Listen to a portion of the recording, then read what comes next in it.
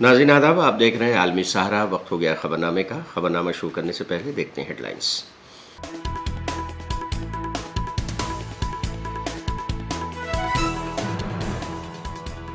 Kuwait के labour camp में आतिशबाजी, 40 हिंदुस्तानियों की मौत, 30 जख्मी। वज़ीर-ए-आज़म मोदी ने किया दुख का इजहार। आंध्र प्रदेश और उड़ीसा में नई सरकारों का क़याम। उड़ीसा में मोहन चरण मांझी और आंध्र प्रदेश में चंद्रबाबू नायडू ने लिया वज़ीर आला के ओहदे का हलफ। उड़ीसा में पहली बार बीजेपी की हुकूमत, 24 साल बाद रियासत को मिला नया वज़ीर आला। चंद्रबाबू नायडू चौथी मर्तबा बने आंध्र प्रदेश के सीएम। जम्मू में 72 घंटे के दौरान 3 दहशतगर्दाना हमले, रियासत भर में हाई अलर्ट। और वज़ीर आज़म इटली में होने वाली G7 सरबराह कॉन्फ्रेंस में करेंगे शिरकत, जुमरात को होंगे रवाना।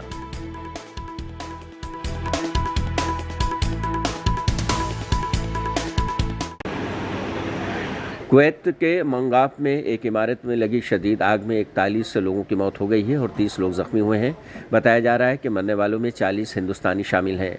आतिशबाजी का यह हादसा बुध की सुबह पेश आया है। आग कुवैत के जनूबी अहमदी सूबे के मंगाफ इलाके में वाक़ 6 मंजिला इमारत की रसोई में लगी। न्यूज़ एजेंसी रॉयटर के हवाले से एक सीनियर पुलिस कमांडर ने सरकारी टीवी चैनल को बताया है कि जिस इमारत में आग लगी उसका इस्तेमाल मेहनतकशों की रिहाइश के लिए किया जाता था और वहां बड़ी तादाद में मजदूर थे। आतिशबाजी के असबाब की जांच शुरू कर दी गई है। इत्तला के मुताबिक इमारत में तकरीबन 160 लोग रहते थे जो एक ही कंपनी के मुलाजिम हैं। आतिशबाजी के अफसोसनाक हादसे के सिलसिले में हिंदुस्तानी सफारत खाने ने एक इमरजेंसी हेल्पलाइन नंबर जारी किया है। कुवैत टाइम्स के मुताबिक कुवैत के वज़ीर दाखिला शेख फहाद अल यूसुफ अल सबाह ने मंगाफ बिल्डिंग के मालिक को गिरफ्तार करने का हुक्म दे दिया है।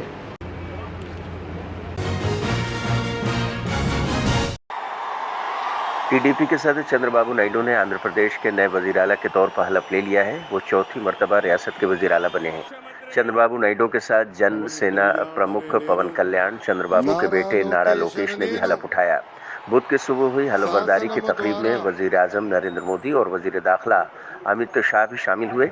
हलफबरदारी की तकरीब केसरपल्ली शहर के IT पार्क मैदान में मुनक़्क़िद की गई थी। साउथ के सुपरस्टार चिरंजीवी और रजनीकांत भी इस मौके पर मौजूद थे। गवर्नर अब्दुल नजीर ने चंद्रबाबू को ओहदे और राजदारी का हलफ दिलाया। चंद्रबाबू नायडू के साथ जनसेवा प्रमुख पवन कल्याण, चंद्रबाबू के बेटे नारा लोकेश के अलावा के अचन नायडू, के रविंद्र, N मनोहर, P Narayan, N Rama Naidu, N Mohammad Farooq, N Ram Narayan Reddy, P Keshav ए भी थे। सत्य प्रसाद के पार्थसारथी, BV स्वामी जी, रवि कुमार, के दुर्गेश, GS रानी, BC Janardan Reddy, TG Bharat, B Shweta, V Subhash, के श्रीनिवास और राम प्रसाद रेड्डी ने भी हलफ लिया।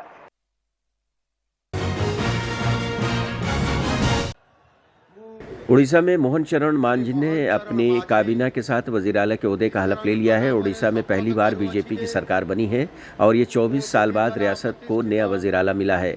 हलफबरदारी की तकरीब भुवनेश्वर के जनता मैदान में हुई, जिसमें वज़ीर आज़म नरेंद्र मोदी समेत बीजेपी के सीनियर लीडरान ने शिरकत की। वज़ीर आला मोहन चरण मांझी के साथ बीजेपी लीडर कनक वर्धन सिंह देव और पवाती परिदा ने नायब वज़ीर आला के ओहदे का हलफ लिया। इसके अलावा सुरेश पुजारी, रवि नारायण नाइक, नित्यानंद गोंड और कृष्णचंद्र पात्रा ने मोहन चरण मांझी की क़यादत वाली काबीना में वज़ारत का हलफ लिया। उड़ीसा के कद्दावर आदिवासी लीडर मोहन चरण मांझी 4 बार रुकन असेंबली बनने वाले लीडर हैं। उड़ीसा में बीजेपी ने 147 में से 78 सीटों पर जीत दर्ज कर अक्सरियत हासिल की है।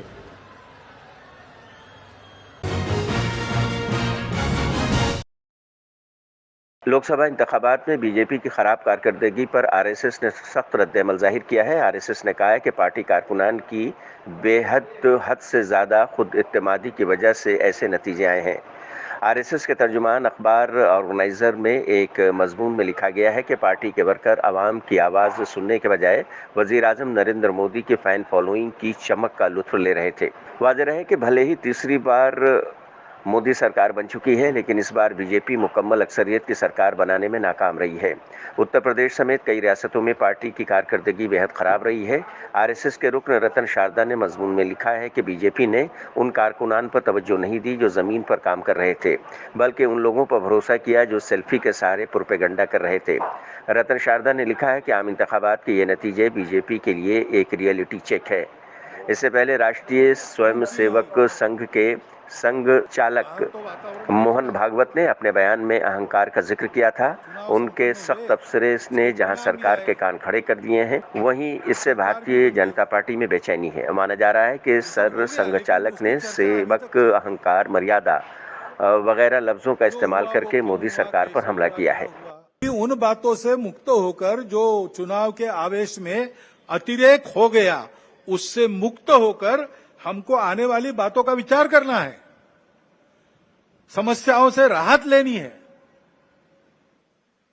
अभी हम बैठे हैं, गर्मी लग रही है, अभी तो ठंडा हो गया, लेकिन कुछ दिन पहले कितनी गर्मी थी। इस वर्ष हर वर्ष से बहुत अधिक गर्मी हुई और सर्वत्र हुई, हिल स्टेशंस में भी हुई। बेंगलुरु जैसे महानगर में जल का संकट आ गया। हिमालय के हिमनदियों के पिघलने के बारे में तरह तरह की बातें छप रही है। ये पर्यावरण का सारी दुनिया पर संकट है। भारत जो संस्कारों से ही पर्यावरण का मित्र बनकर चलता है, कृतज्ञतापूर्वक नदियों को, वृक्षों को, पहाड़ों को, पशुओं को, पक्षियों को पूजता है, उनके साथ अपना संबंध मानता है, वहां भी यह संकट खड़ा हुआ है। क्योंकि विकास पथ की दृष्टि अधूरी है, उसको बदलना होगा, सबको बदलना होगा। लेकिन जिसके पास ये दृष्टि पहले से है, वो भारत अपने आप को कैसे बदलता है, ये देखकर दुनिया उसका अनुकरण करने वाली है। तो हमको अपना स्व के आधार पर एक विकास पथ ठीक से बनाना है। अभी उस स्व का विचार करके भी बहुत सी बातें हो रही है, लेकिन हमको मूल से विचार करके दृष्टिगत सारी बातें बदल के करना पड़ेगा। ज्ञान विज्ञान का जो आधुनिक सारा प्रवास और प्रयास है, उसको भी ध्यान में रखकर हमारे परंपरा का ज्ञान जो काल सुसंगत है, उसको साथ लेकर दृष्टि वो रखकर कि वसुधैव कुटुंबकम, और सृष्टि अपनी माता है। हम सृष्टि के विजेता नहीं है, हम सृष्टि के अंग है। वो माता है, उसका दोहन करना है, उसका पोषण होना चाहिए, इस पर ध्यान देना है। उस ढंग से विकास की रीति, उस ढंग से अपने विकास के प्रतिमान हमको बनाने पड़ेंगे। उसके लिए देश में शांति चाहिए, जगह जगह और समाज में कलह ये नहीं चलता। अब 1 साल से मणिपुर शांति की राह देख रहा है, उसके पहले 10 साल शांत रहा। पुराना गन कल्चर समाप्त हो गया ऐसा लगा, और अचानक जो कलह वहां पर उपज गया या उपजाया गया, उसकी आग में अभी तक जल रहा है, त्राही त्राही कर रहा है। कौन उस पर ध्यान देगा? प्राथमिकता देके उसका विचार करना ये कर्तव्य है। समाज में कितनी बातें आ रही। केरल के मल्लपुरम में कांग्रेस के पार्लिमानी रुकन राहुल गांधी ने एक जलसे में तकरीर की। राहुल ने कहा कि इस मुल्क में मुख्तलिफ ज़बानें, रवायतें और कई तारीखें हैं, और इस मुल्क की हर तारीख और रिवायत आईने हिंद के लिए जरिया महफूज है। वायनाड से कांग्रेस के पार्लिमानी रुकन राहुल गांधी ने मल्लपुरम में रोड शो भी किया। There are many different languages, many different dances, many different histories in this country, and every single tradition, history is protected by the Constitution of India. So the fact that the people of Kerala and the people of India can enjoy Kathakali, can listen to Malayalam, can eat Kerala food is all protected by this. And if this was gone, then somebody can come to Kerala and say, we do not want you to speak Malayalam. We do not want you to have dosa for breakfast. Or we don't like this particular tradition of yours. And the fight in this election Delhi में पीने के पानी के बहरान के मामले में supreme court ने tanker mafia पर सवाल उठाए हैं और दिल्ली सरकार से पूछा है कि क्या टैंकर माफिया के खिलाफ कोई कार्रवाई की गई है। इस मामले पर शिवसेना यूबीटी की पार्लिमानी रुकन प्रियंका चतुर्वेदी ने कहा कि यह अफसोसनाक है कि मरकजी सरकार और रियासती सरकार के आपसी सियासी झगड़ों का खमियाजा आम लोगों को भुगतना पड़ रहा है और सुप्रीम कोर्ट को मुदाखलत करनी पड़ रही है। देखिए, बहुत दुखद है कि आज केंद्र सरकार और राज्य सरकार के आपसी झगड़ों को लेकर, पॉलिटिकल राइवलरी को लेकर यहाँ की आम जनता सफर कर रही है और सुप्रीम कोर्ट को उसमें इंटरवीन करना पड़ रहा है। क्या केंद्र सरकार सिर्फ एक तमाशा देखने वाली सरकार है? क्या राज्य सरकार को इस समय पे समर्थन नहीं दे सकती है? ये वही दिन याद दिलाता है जैसे कोविड के समय पर त्राही त्राही मची हुई थी ऑक्सीजन सप्लाई को लेकर दिल्ली में। जनता त्रस्त थी, जनता मर रही थी, पर आपसी मतभेद को लेकर जनता को दरकिनार किया गया था। ये दुखद स्थिति है और इस समय पर दोनों सरकारों को मिलकर, क्योंकि उसमें पार्शियल अगर बार बार कहा जाता है कि कॉन्स्टिट्यूशनल रिस्पांसिबिलिटी केंद्र सरकार की है दिल्ली स्टेट को संभालने में, तो ये जिम्मेदारी का निवारण करने भी केंद्र सरकार की जिम्मेदारी होती है। मैं उम्मीद करती हूं कि दोनों अपने पर्सनल डिफरेंसेस, पॉलिटिकल डिफरेंसेस अलग रखकर इसका एक सोल्यूशन ढूंढेंगे और किसी तरीके हरियाणा से हो, नेबरिंग स्टेट से हो, एक सपोर्ट देकर जनता की जो पानी की दिक्कतें हैं उसको रिजॉल्व किया जाएगा। समाजवादी पार्टी के सदर अखिलेश यादव ने करहल असेंबली सीट से इस्तीफा दे दिया है। अखिलेश यादव ने हाल ही में कन्नौज सीट से लोकसभा का इलेक्शन जीता है। कोई भी शख्स एक वक्त में एक ही ऐवान का रुकन रह सकता है, चुनांचे उन्हें असेंबली या पार्लियामेंट में से किसी एक की रुकनियत छोड़नी थी। समाजवादी पार्टी देश के तीसरे नंबर की पार्टी बन गई है, जहां पार्टी को इतना बड़े पैमाने पर जनता का समर्थन मिला है, वहीं समाजवादियों की जिम्मेदारी बढ़ गई है। जनता की एक एक बात, जनता की समस्याओं का उठाना, उनके हित में अपनी बात रखना, समाजवादियों का लगातार संघर्ष रहेगा लोकसभा में, जिससे ज्यादा से ज्यादा जनता के बीच में और उनके लिए सेवा कर सकें। नकारात्मक राजनीति खत्म हुई है, सकारात्मक राजनीति का दौर शुरू हुआ है। जनता की मुद्दों की जीत हुई है।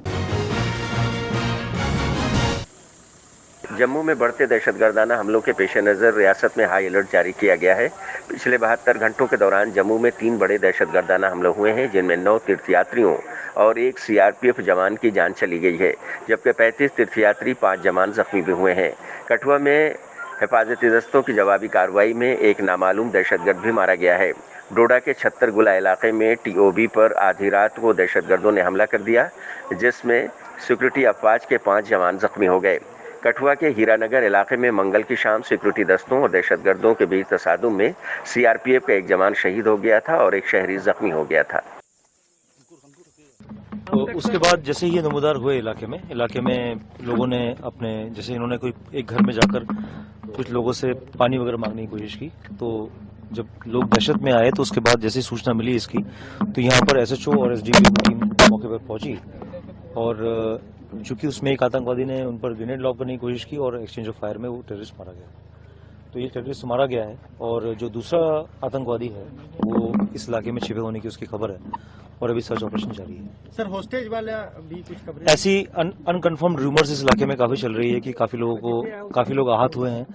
3 उसमें जो सिविलियंस है उनकी मृत्यु भी हुई है और बहुत सारे लोग इंजर्ड हैं, लेकिन इसमें सिर्फ एक सिविलियन की इंजरी की हमें सूचना मिली है और उन सिविलियन को हमने सेफली इवैक्यूएट कर लिया है। इसके अलावा जो अनकन्फर्म्ड रूमर्स हैं इसकी रिगार्डिंग किसी की मृत्यु होने की, किसी की हॉस्टेज होने की अनकन्फर्म्ड रूमर्स हैं, तो लिहाजा मैं ये भी कहना चाहूंगा कि इन रूमर्स में ना जाए और हम इसका पहले कंफर्मेशन देंगे, उसके बाद ही हम कुछ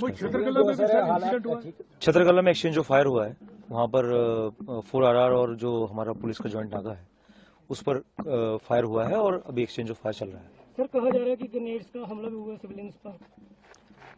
इसके अभी ये ऑपरेशनल डिटेल्स है सारी, तो इसमें अभी फर्दर इलाके को कॉर्डन में लिया गया है और दूसरे आतंकवादी की सर्च इस इलाके में जारी है। सर क्या लग रहा है फ्रेश इन्फिल्ट्रेशन बिड? ये लगता है कि फ्रेश इन्फिल्ट्रेशन बिड है और जो ये हुआ है ये गांव में नमूदार हुए हैं 8:30 सवा 8 बजे के आसपास। सर 3 दिनों में 2 हमले हुए हैं सर जम्मू में, किस तरह से आप देख रहे हैं? क्या पाकिस्तान की बौखलाहट है? किस तरह से आप देखते हैं रियासी के बाद? ये हमारा एक हॉस्टाइल नेबर है जिसके यहाँ पर जो पीसफुल हमारा सारा एनवायरनमेंट है उसको डैमेज करने के लिए उसकी हमेशा कोशिश ये रहती है। तो लिहाजा ये जो इन्फिल्ट्रेशन है ये appear to be fresh infiltration और जैसे एक आतंकवादी मारा गया दूसरे की भी सर्च जारी है। वो इन्वेस्टिगेशन का हिस्सा है अभी। आरआर कैंप को टारगेट करने की कोशिश कर छतरगला वाला जी, छतरगला में बेसिकली हमारा डिप्लॉयमेंट है ऑलरेडी, तो उसमें पूरा आरआर और हमारे पुलिस का ज्वाइंट नाका होता है उस पर फायर हुआ है और अभी रिटेलिएट किया गया और एनकाउंटर जारी है। मुल्क के कई हिस्सों में शदीद गर्मी का सिलसिला जारी है। दिल्ली में ऑरेंज येलो अलर्ट है। बिहार, मशरक़ी उत्तर प्रदेश, झारखंड में भी रेड अलर्ट जारी है। मगरबी उत्तर प्रदेश में ऑरेंज अलर्ट के बाद अब रेड अलर्ट जारी नहीं होएगा। पंजाब, हरियाणा में 2 दिन ऑरेंज अलर्ट रहेगा। महकमे मौसमियात की साइंसदा मोहम्मद सिंह ने कहा है कि अभी पूरे शिमाली खित्ते में लू की हालत बरकरार रहेगी। अगले 4-5 दिन तक यही हालात रहेंगे। 17 और 18 तारीख को हालात में कुछ बेहतरी हो सकती है। बिहार में 2 दिन, झारखंड में 3 दिन और मशरक़ी उत्तर प्रदेश में अगले 5 दिनों तक गर्म हवाओं की लहर जारी रहेगी। पहली तो बात है मैडम, अभी जैसे एक वेस्टर्न डिस्टर्बेंस निकल गई है, इसके पीछे हमारा भी आसमान साफ हो चुका है। जो खासकर वेस्टर्न डिस्टर्बेंसेस का एक काम होता है कि जो वेस्टर्लीज रोक देता है, जिसके चलते आपका और क्लाउडी स्काइज हो जाता है, जिसके चलते आपका ह्यूमिडिटी भी बढ़ जाती है और क्लाउड कवर बढ़ जाती है, जिससे टेम्परेचर गिर जाती है। वो स्थिति हम पार कर चुके हैं। अभी आसमान साफ है, जिसके चलते अभी हीट वेव का स्थिति पूरा नॉर्थ वेस्ट इंडिया और नॉर्थ ईस्ट इंडिया, मतलब पूरा नॉर्दर्न बेल्ट में हमारा हीट वेव का स्थिति चलेगा। ये स्थिति अगले 4 से 5 दिन तक चलेगा। थोड़ा सा reduction in terms of distribution उम्मीद है थोड़ा डे 5 को, यानी कि 17-18 तारीख को। बाकी उससे पहले हमारी उम्मीद है कि हीट वेव का स्थिति काफ़ी प्रखर रहेगी। आज का अगर वार्निंग का लेवल देखते हैं तो हमारा red alert severe heat wave के लिए हमने जारी किए हैं बिहार के लिए और ईस्ट उत्तर प्रदेश के लिए और झारखंड के लिए। और बिहार, ईस्ट उत्तर प्रदेश और झारखंड, और ये जो रेड अलर्ट चलेगा आपका 2 से 3 दिन तक, 2 दिन तक आपका बिहार में, 3 दिन तक झारखंड में और ईस्ट उत्तर प्रदेश में अगले 5 दिन चलेगा। और वेस्ट उत्तर प्रदेश में आज ऑरेंज अलर्ट के बाद से रेड अलर्ट चला जाएगा। पंजाब, हरियाणा में बहुत खास हीट वेव का स्थिति अभी नहीं है, मगर फिर भी यहाँ भी हीट वेव आइसोलेटेड प्लेसेस में आने का संभावना है, जिसके चलते ऑरेंज अलर्ट 2 दिन रहेगी पंजाब और हरियाणा में। साथ ही दिल्ली में आज के लिए ऑरेंज अलर्ट, उसके बाद से येलो अलर्ट पे हम चले जाएंगे। बाकी जो डे 4, डे 5 यानी कि 18-19 तारीख तक हमारे थोड़ा ईस्टर्लीज आने की पॉसिबिलिटी है, जिसके चलते बिहार एक्सेट्रा एरियाज में थंडरस्टॉर्म्स का पॉसिबिलिटी बढ़ेगा। शायद हीट वेव का डिस्ट्रीब्यूशन कम हो जाएगा। मैम, मॉनसून कब तक आने की संभावना है? कहाँ की बात करें मैडम? मॉनसून एक जैसे बताया है एक सर्ज में आता है। अभी का जो स्थिति है उसमें मॉनसून काफ़ी एडवांस कर चुकी है। मॉनसून आपका पेनिनसुलर इंडिया में महाराष्ट्र के मोस्ट पार्ट्स में आ चुकी है और आपका छत्तीसगढ़ के साउथ में और तेलंगाना और कोस्टल आंध्र प्रदेश, यहाँ से आपका लाइन जा रही है। राजस्थान के चित्तौड़गढ़ में सामलिया सेठ मंदिर के दानपात्र से एक महीने में 17 करोड़ से जायद कीमत की नकदी, सोना और जेवरात हासिल हुए हैं। सामलिया सेठ मंदिर मंडल के चीफ CEO ने इसके बारे में बताया है। उन्होंने बताया कि लगभग हर महीने दानपात्र की रकम गिनी जाती है। इस बार कुल 17 करोड़ की रकम अतिये में मिली है। अतिये की रकम का इस्तेमाल मंदिर के इंतजाम और आसपास के इलाकों की तरक्की के लिए किया जाता है। गणना जो है दान पेटी से निकलने वाली राशि की हर माह लगभग होती है और अब की बार जो दान पेटी से भक्तों ने जो दान किया है वो 13 करोड़ प्लस है। और ऑनलाइन मनी ऑर्डर के माध्यम से ऑनलाइन अकाउंट में अलग अलग माध्यम से भी जो राशि प्राप्त हुई है 3 करोड़ के से ज़्यादा है। कुल मिला के 17 करोड़ के आसपास संविधान राशि प्राप्त हुई है और हमारा पूरा प्रयास रहता है कि इस राशि का हम सदुपयोग करें और जो भक्तों और श्रद्धालुओं की जो आस्था है उनके डेवलपमेंट के लिए उनके यहाँ जो दर्शनों के दौरान या फिर यहाँ विजिट के दौरान किसी प्रकार की उनकी असुविधा नहीं हो, इस प्रकार की एक्टिविटीज़ हम यहाँ करते हैं, डेवलपमेंट कार्य करवाते हैं और ताकि भक्तों की आस्था वो अधिक से अधिक यहाँ बढ़े, विश्वास उनका बढ़े।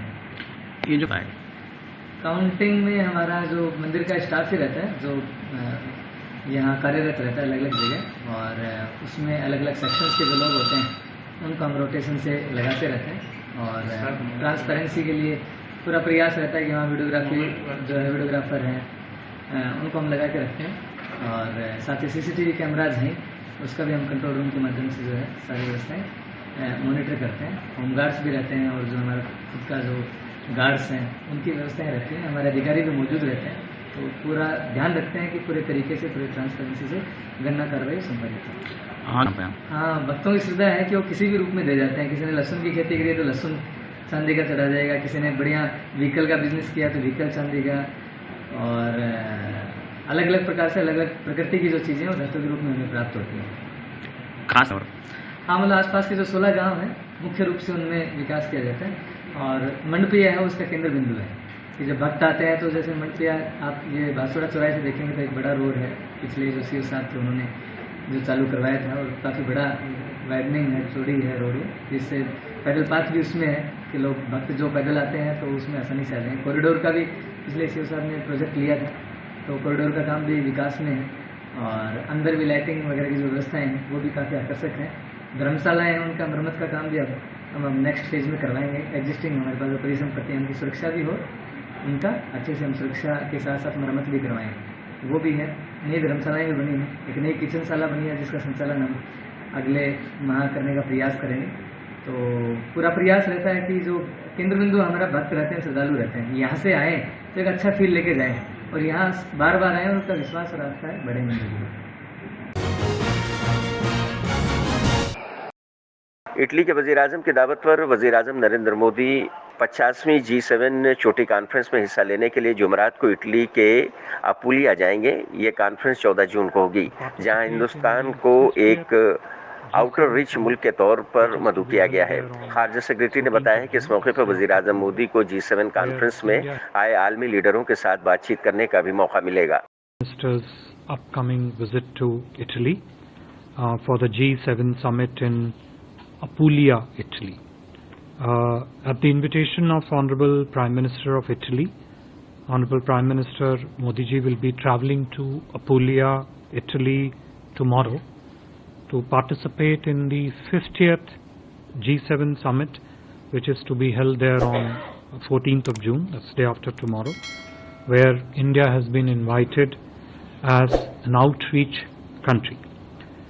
The visit assumes a significance as this will be Honorable Prime Minister's first overseas travel after assuming office in his third consecutive term. It will also afford him an opportunity to engage with other world leaders present at the G7 summit on issues of importance to India as also to the global south. तो नाज़रीन, आज के खबरनामे में बस इतना ही। दीजिए इजाज़त, लेकिन आप देखते रहिए 24 घंटे का उर्दू न्यूज़ चैनल आलमी सहारा।